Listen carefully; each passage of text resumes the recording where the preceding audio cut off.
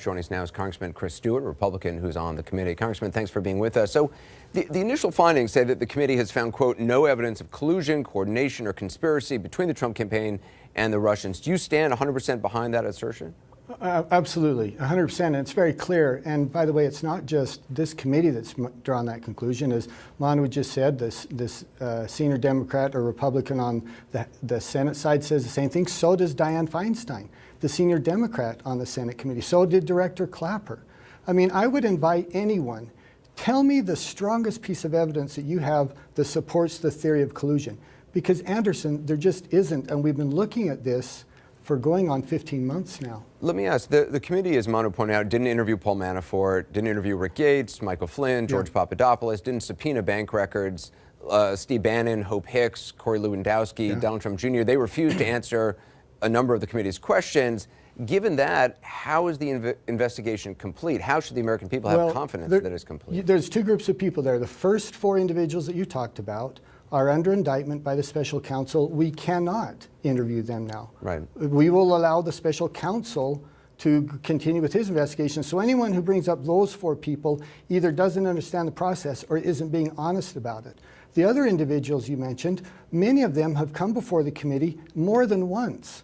Hope Hicks was with our committee for something like 8 or 9 hours. I heard the same question asked again and again and again, with the same answer given again and again and again. We just at some point come to the conclusion there's just not much more to learn here. But didn't a lot of their answers essentially say, I'm not going to answer that question? I mean, a lot of them seem to claim some sort of, some sort of right not to answer questions based on presidential privilege. Sure, there were a few. There was actually one individual, and that's Mr. Bannon, who I disagree with and was frustrated and angry with at the time, and expressed that anger and frustration. He took a very generous interpretation of executive privilege or some right to protect himself, which we didn't agree with, and we forced him to come back.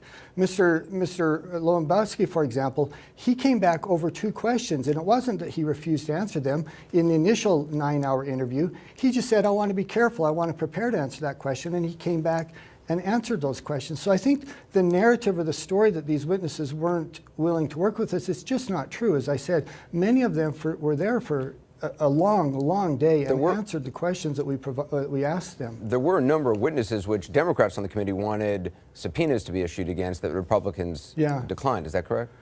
Yeah, there are some, but Anderson, look, this is important. They gave us a list of, I think, 83 witnesses. Some of them are Russians. One of them, for heaven's sakes, has passed away. He's no longer living. There's no way in the world those Russians are going to come talk to our committee. So therefore, do we not issue a report until we talk to them? In that case, we'll never issue a report. We feel a responsibility to tell the American people what we've learned. And there's 2 things I would say on this. We're coming up on the next election. Let's tell them our initial conclusions. Let's let them see what we've learned. And the second point is this. If there's more evidence that comes forward, we will pursue that. If there's something dramatic that comes forward, we're not going to turn a blind eye to that. But this is just an initial report to tell the people what we know at this point. So the former DNI director who you just referenced and who put together the U.S. intelligence community's report on this was asked if there's any chance that the Russians' goal was to sow discord but not necessarily help then candidate Trump. I just want to play what he had to say about that. No, I don't agree. I think their objectives evolved over time, and certainly to start with, they were interested in sowing as much doubt and discord as they possibly could. And because of starting with personal animus that President Putin had for Hillary Clinton, they wanted to do everything they could to hurt her. Then when things got serious with then candidate Trump, particularly when he became the nominee, they were attracted to him because they thought that he would be much better for them. Clapper 2 hours ago saying your committee's findings are wrong and that the current office of the Director of National Intelligence, which President Trump appointed the head of it, is also standing by that 2017 assessment. So what did the Republicans on the Intelligence Committee see that the FBI, the CIA, and the DNI missed? Yeah, I agree and then I disagree with the former DNI. I agree that they initially were just trying to sow discord to break down the foundations of trust. No question about that. But I have done something now that he has not done. And that is I have spent a couple days out to the CIA actually reading the raw intelligence. actually reading what we were basing this on. And when we release that report, we're going to be able to show, you know what, the CIA just got it wrong. Just like they did, by the way, in the Gulf War, where they said there was weapons of mass destruction that we didn't find. The CIA is not perfect. They often, or at least from time to time, will make mistakes, as do I, as do you, as do any agency.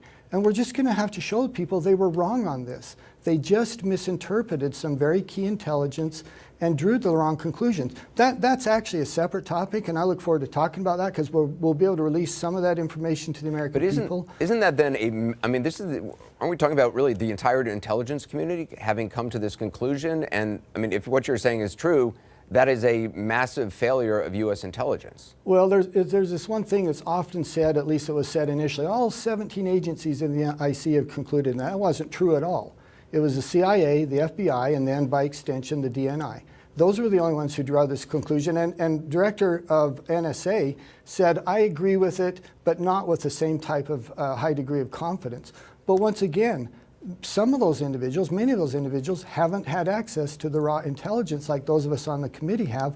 And all we can do, Anderson, is go look at it and then try to report on our conclusions to it and try to do it in a fair manner. So you're saying people at the CIA didn't have access to CIA raw intelligence? Or FBI? I'm saying that some of the other individuals who have, as Director Clapper did earlier, said that's not my conclusion, but I don't believe that he's gone out and looked at the raw intelligence like some of us on the committee have. As head of DNI, would he not have had access to that intelligence? Oh, he certainly would have. It's just whether he took the time to go do it. The fact that the Republican chairman of the committee, Chairman Devin Nunes, went to the White House, as you know, to give them information that it turns out the White House had in fact provided to him, and then essentially sort of seemed to try to cover it up or explain it away. Why should people have confidence in these findings? It does seem a very polarized, I mean, this is traditionally a committee which could be relied upon for bipartisanship. I mean, you're handling the most sensitive information. Yeah. It does seem to have been hopelessly divided really from the get-go. It has been very disappointing for many of us on the committee who enjoyed the bipartisan atmosphere of that committee previous to this. And we would like to recapture some of that. I have to tell you, I don't agree with your characterization of those events. I'll let Devin Nunes speak to that. He's capable of doing that, but I don't believe that, I don't agree with necessarily with the way you've described it or characterized it. But let me make another point if I could. You're saying, well, Devin Nunes did something that we find kind of unusual or we can't understand, therefore the committee and the work of the committee is irrelevant or biased or somehow flawed. You know, that would be like me saying that some of the things that, look, I could go down a long list of things that the ranking member, Mr. Schiff, has said that turned out not to be true. Or things that he's done. For example, when he was kind of joked by a Ukrainian radio station into thinking he was talking to investigators and trying to set up meetings with them. But I therefore don't say, well, everything he says then is irrelevant or inaccurate or wrong. I think that would be unfair. You have to look at this in its totality. If you are disagreeing with Chairman Nunes on some action he took, to be fair, look at this in its totality. And by the way, wait until you see the report. Wait until you see our conclusions. I think once you do, you're going to say, this seems reasonable. It doesn't seem partisan. We tried very, very hard not to be partisan. We try very hard not to accuse people. We try very hard to provide positive recommendations for how we can avoid this in the future. Just for the record, at the beginning of the interview, you quoted Senator Dianne Feinstein as saying there was no collusion. To be clear, she was asked months ago if she'd seen any evidence of collusion, and she said not so far. That's right. And if she has anything between now and then, please bring it towards our committee, because she certainly has not done that. Congressman Stewart, I appreciate your time. Thank you. Thank you, sir.